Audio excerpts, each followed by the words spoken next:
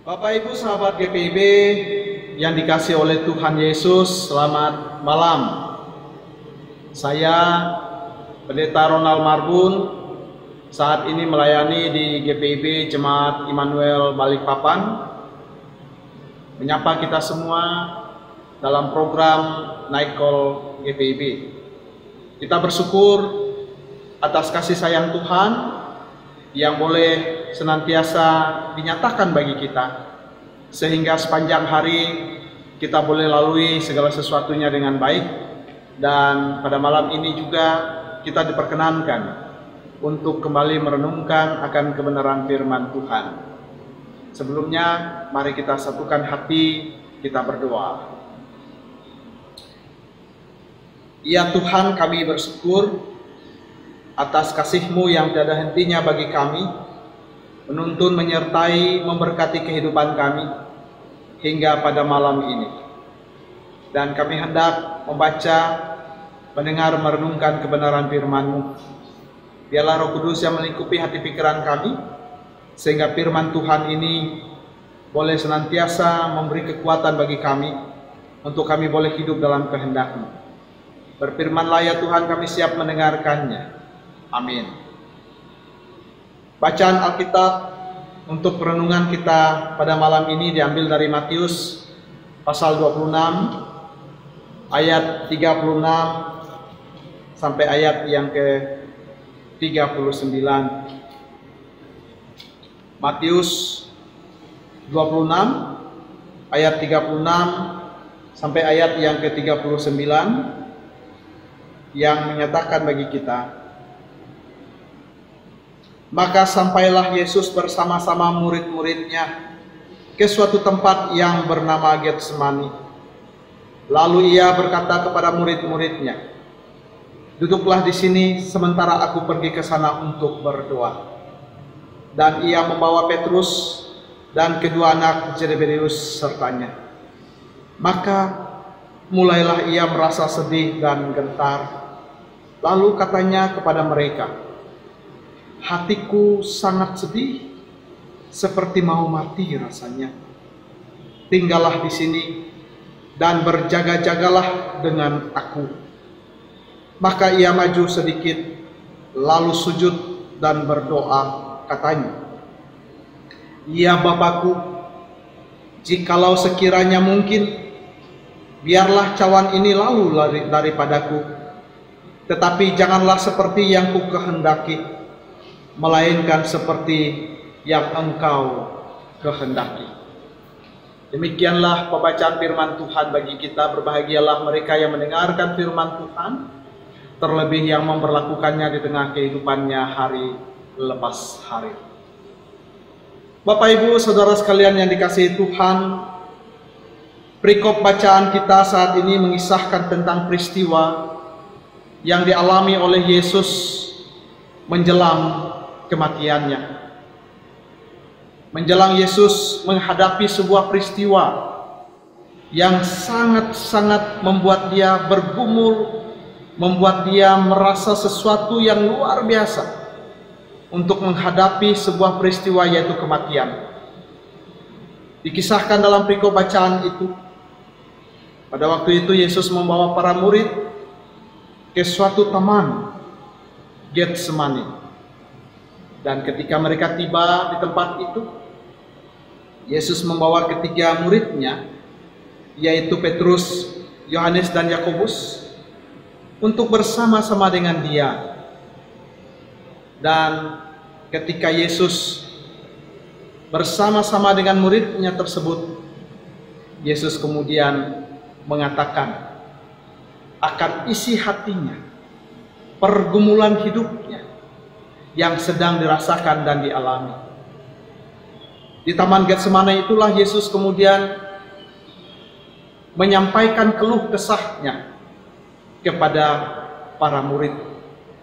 Karena pada waktu itu Yesus menyadari situasi yang akan dialami dan dirasakan oleh dirinya ketika kematian menjelang akan dihadapi oleh Yesus. Yesus sangat-sangat gelisah. Yesus sangat-sangat bergumul, hatinya berkecamuk dengan situasi yang ada, sehingga dia katakan kepada para muridnya, hatiku sangat sedih, seperti mau mati rasanya. Ada kegelisahan dalam diri Yesus, ada ketakutan dalam diri Yesus.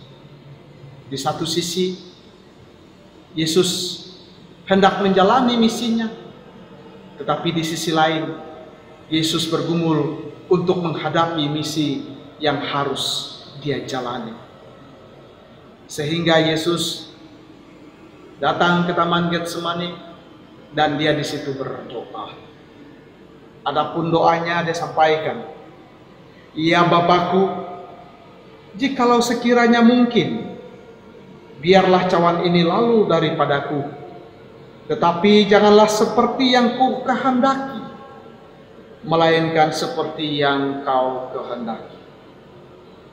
Dalam bahasa Indonesia sehari-hari, ayat ini mengatakan, "Bapa," katanya, "kalau boleh, jauhkanlah daripadaku penderitaan yang aku harus alami.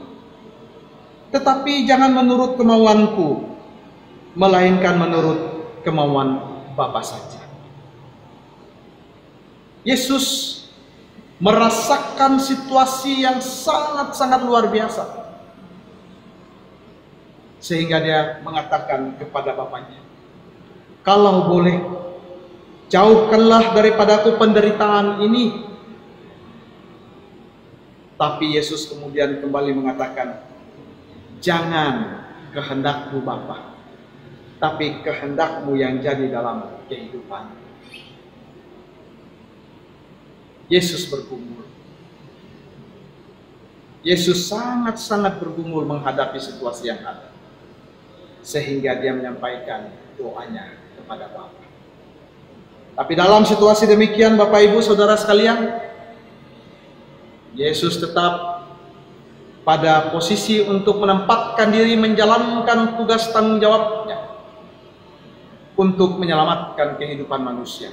Sehingga penderitaan apapun, kesakitan apapun yang harus dialami dan dipikul oleh Yesus, dia terima itu sebagai tanggung jawab terhadap Bapa. Kehendak Bapa dijalani dengan sungguh-sungguh.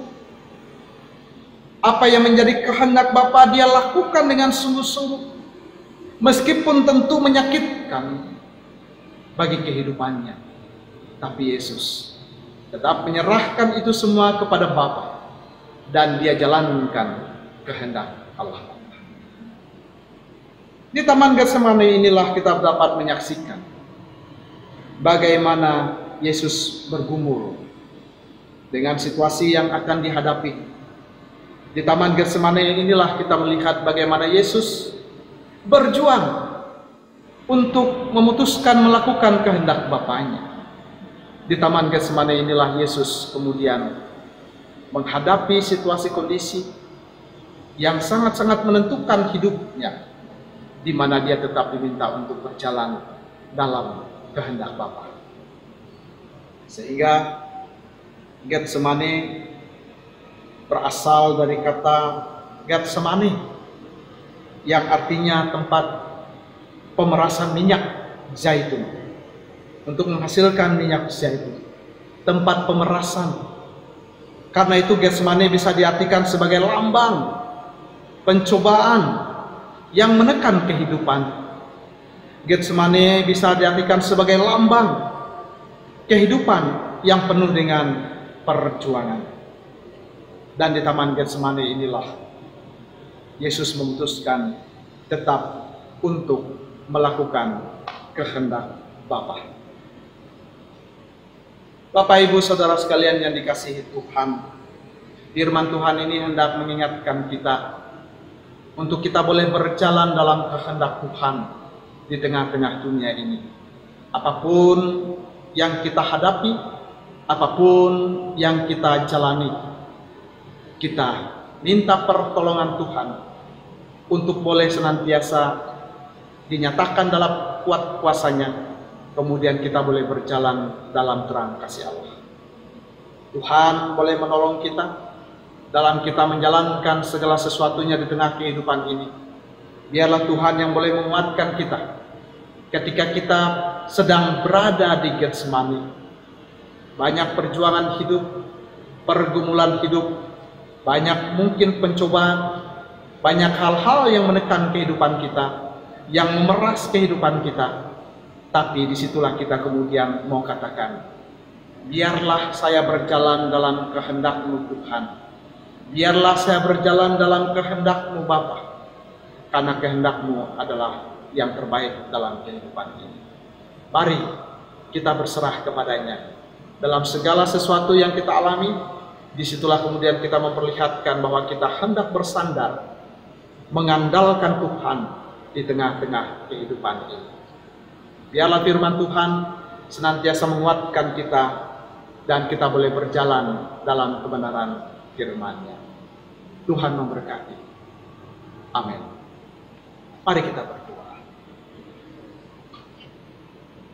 Kami bersyukur ya Tuhan, buat teladan yang Engkau nyatakan di dalam Kristus Yesus, yang boleh senantiasa melakukan kehendak Bapa secara tuntas dalam kehidupannya, sehingga Kristus Yesus rela berkorban untuk menyelamatkan kami sebagai umat yang penuh dengan kesalahan dan dosa.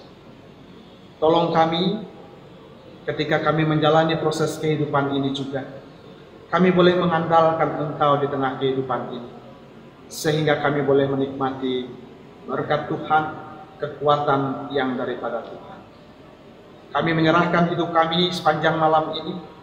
Tuhan juga yang boleh senantiasa menjaga, memelihara, melingkupi kami dengan kuat kuasa Roh Kudus, sehingga pada malam ini kami boleh istirahat dengan baik.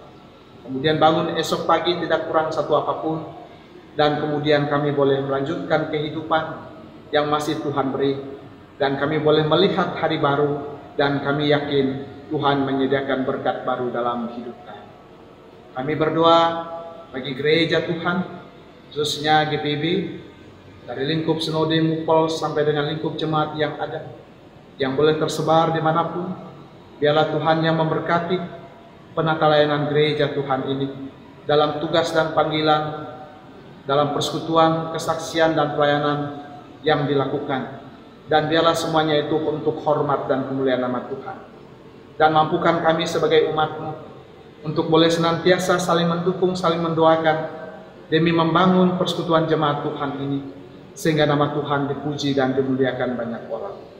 Tolong kami Tuhan, berkati kami Tuhan. Kami menyerahkan hidup kami, keberadaan kami hanya ke dalam tangan-Mu. Demi Kristus Yesus, Tuhan dan Juru Selamat kami yang hidup, kepadamu kami berdoa dan bersyukur. Amin. Demikian jemaat Tuhan, renungan firman Tuhan pada saat ini. Biarlah kasih karunia Tuhan boleh senantiasa melingkupi kehidupan kita. Selamat menikmati karunia Allah di tengah kehidupan kita hari lepas hari. Salam sehat, salam bahagia. Tuhan Yesus memberkati kita semua. Shalom.